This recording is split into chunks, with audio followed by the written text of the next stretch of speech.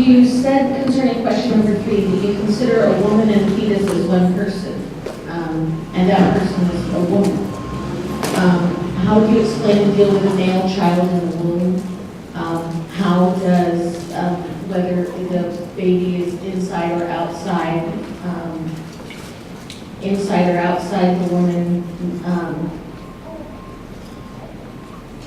decide that it's a person or not?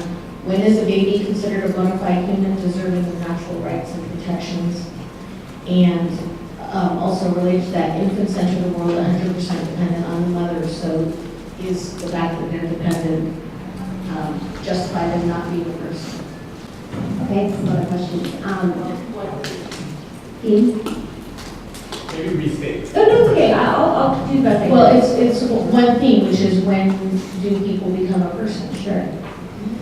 So I like the framework of viability. So when a fetus can survive outside of the womb, because it doesn't require that the actual mother of that child care for it. The child could be cared for by anybody.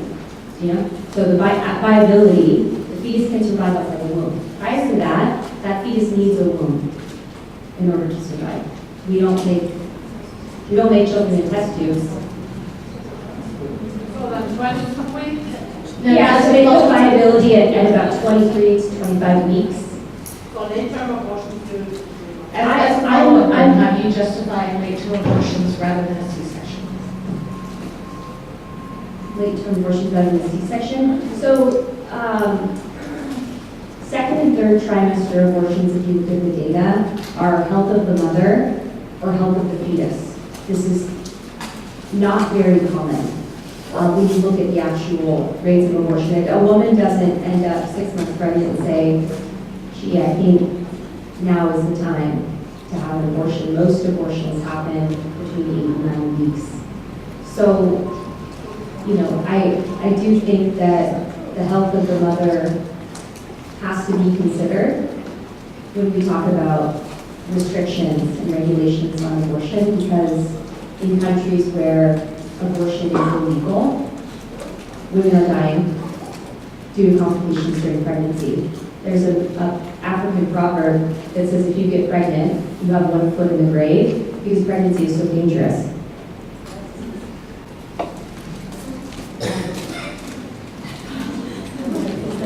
Okay, second question for Seth. What about in vitro fertilization? Since all fertilized eggs are people who will never develop and not implanted, is it morally acceptable to leave those egg people in the freezer, or should we compel someone to carry them? Right. So, in terms of in vitro fertilization, just so we're clear on what we're talking about, in vitro fertilization involves the creation of excess embryos. It's one of the reasons why it's so expensive. So these eggs are implanted through IVF into the women in hopes, right, that some or one of the embryos will implant in the uterine wall. But multiple embryos are implanted to increase the likelihood of implantation. And then if more than one, or more than two, or several end up implanting, then most people will go through a process called selective reduction, which is flowery language to mean killing the babies who were implanted, the early embryos, so that the mother is left with the one child that she wanted and paid for.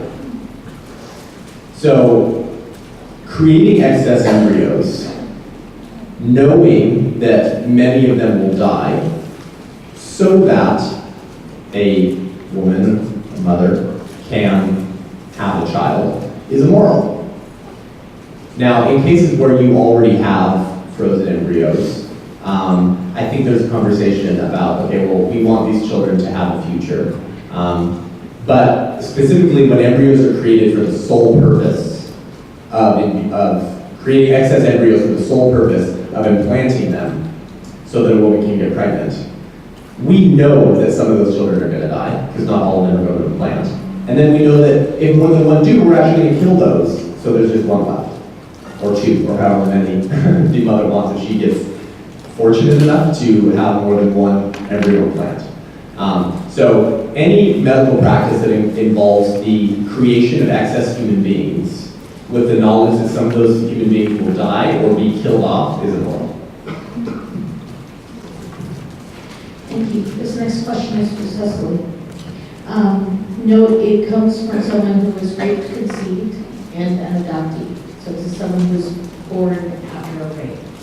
You mentioned circumstance of conception as a reason for abortion. Are you saying that a baby conceived of rape is of less worth? Do the rape conceived also not have a right to life?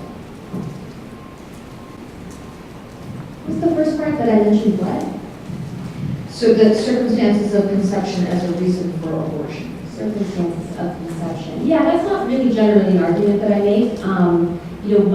My argument is consistent with Roe v. Wade, which is a right to privacy. So I'm not interested in advocating for abortion in any way, shape, or form, but just to say that I don't believe in the intervention of the government into women's reproductive health care.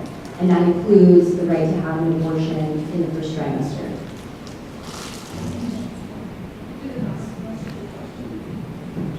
Can you ask it one more time? I guess I don't understand the question.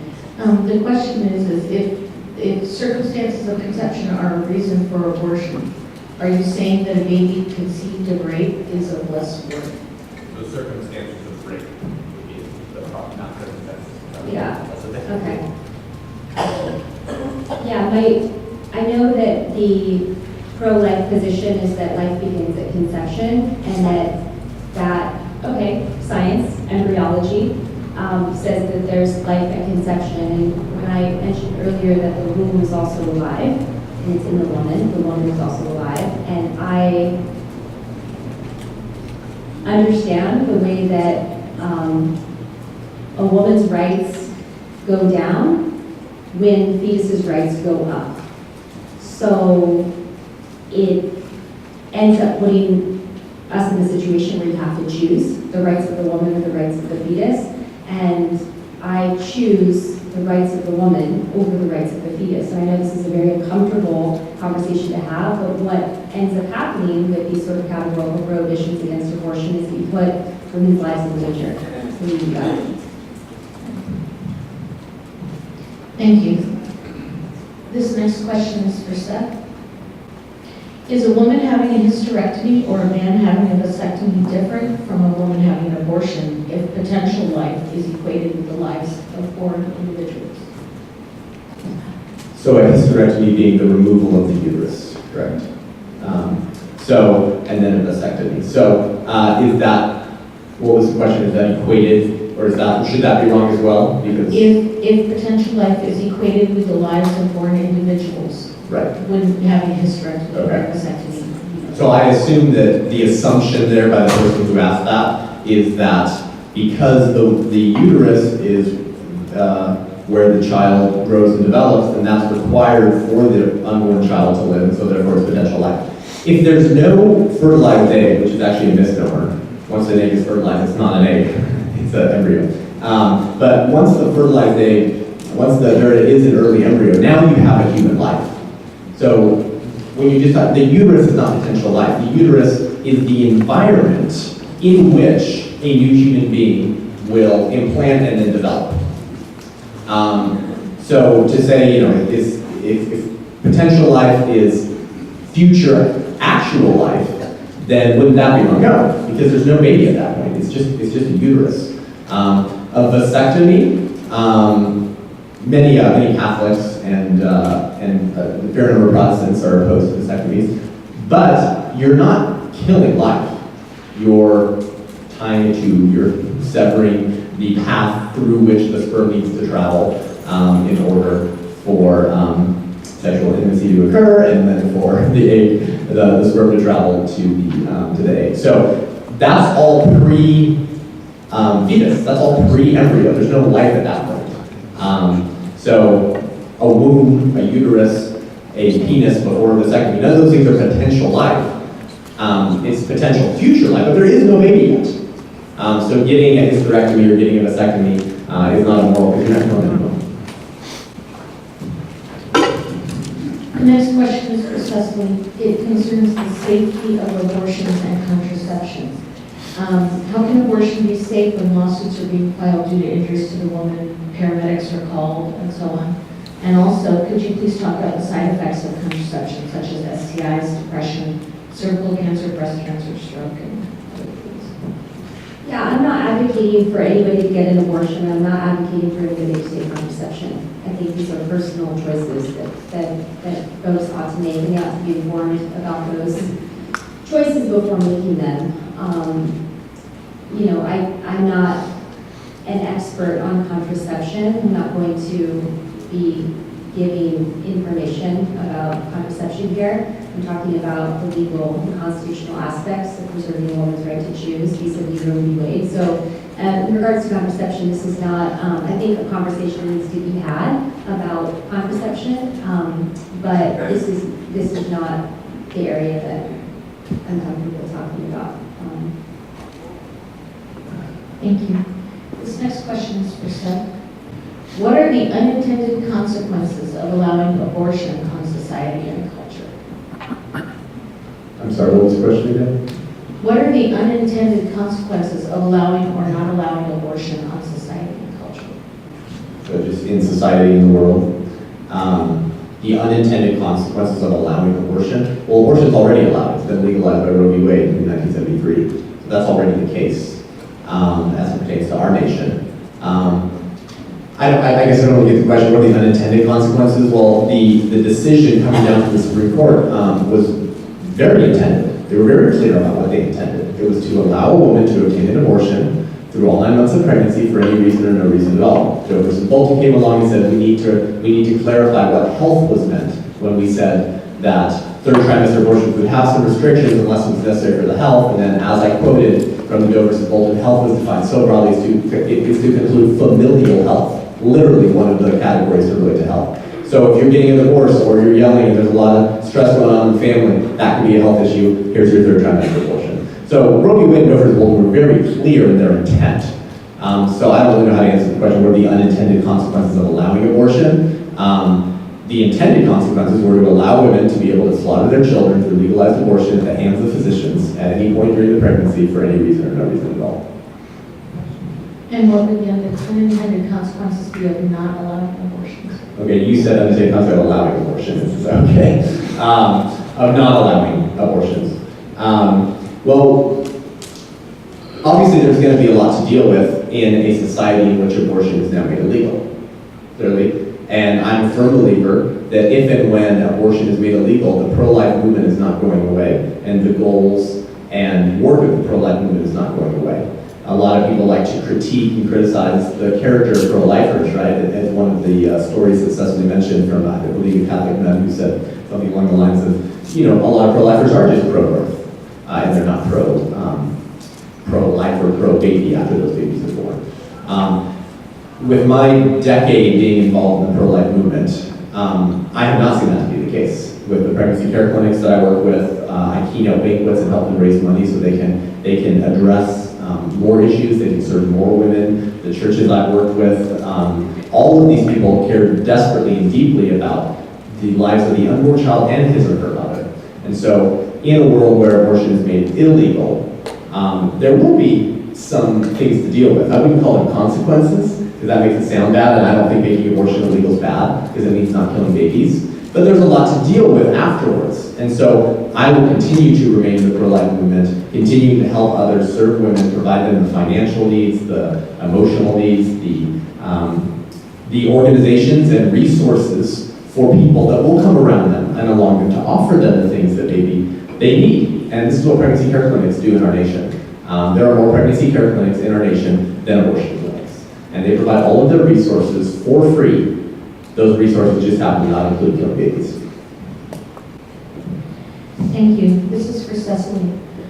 What is reproductive justice? Can you define it, please? Sure. So reproductive justice, again, as I mentioned in the talk, which came about from Black women organizing in the 1990s, specifically an organization called Sister Song, and they started talking about the comprehensive range of choices available to women around reproduction. So like talking only about abortion like we're doing in this particular forum would not be a reproductive justice approach. at looking at this issue. So when you talk about certain phrasing like slaughtering babies, killing children, mothers killing children, that would be a sort of sensationalist approach at dealing with the real issue of abortion. And reproductive justice says we need to have a conversation about sexual education for kids. How do we talk about these things in age-appropriate ways? How do we make sure that nobody's ending up with an unintended pregnancy? As it stands right now, the conversations consistently are around women closing their legs, and I think men need to take more responsibility for getting women pregnant. So we're not getting pregnant by ourselves. There's only one woman in history that's actually happened to.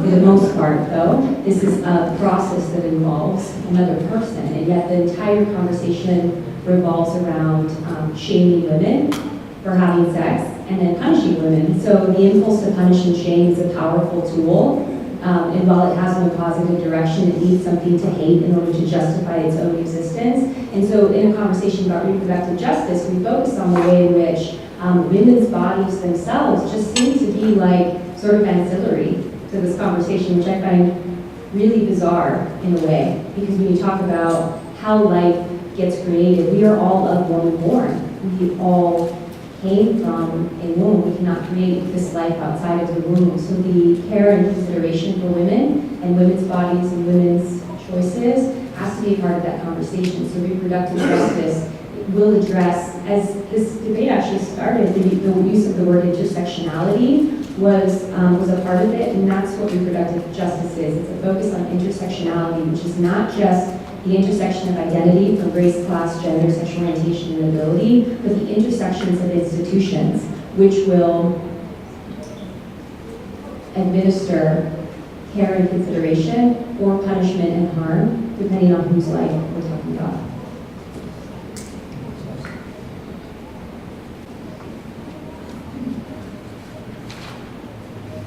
This is a question for both. Thanks to both of you. Do you think your political and moral disagreements about abortion stem most crucially from a disagreement about the ontology and moral status of the human fetus? If not, what do you consider the root of the disagreement?